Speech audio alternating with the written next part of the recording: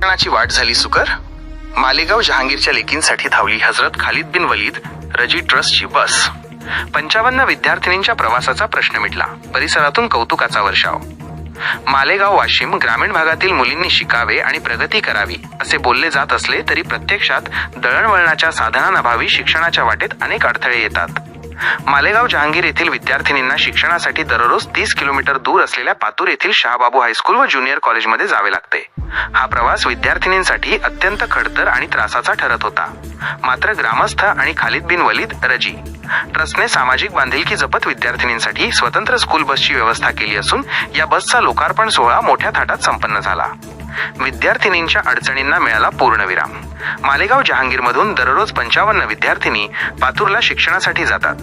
गेल्या काही काळापासून बसची अनुपलब्धता, वेळेवर बस न येणे आणि खासगी वाहनांमधील जीवघेणी गर्दी यामुळे या विद्यार्थिनींना प्रचंड मानसिक आणि शारीरिक त्रास सहन करावा लागत होता.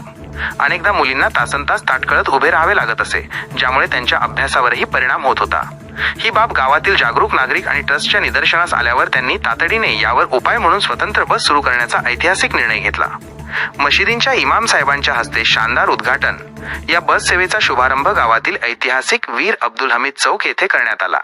अत्यंत उत्साही वातावरणात गावातील सर्व मशिदींच्या आदरणीय इमाम साहेबांच्या शुभ हस्ते बसचे उद्घाटन करण्यात आले. शिक्षणासाठी मदत करणे हे सर्वात मोठे पुण्याचे काम आहे, असे उद्गार यावेळी उपस्थित मान्यवरांनी काढले. 55 विद्यार्थिनींच्या चेहऱ्यावर उमटले हास्य. या बसमुळे आता 55 विद्यार्थिनींचा दररोजचा प्रवास सुरक्षित आणि वेळेत होणार आहे.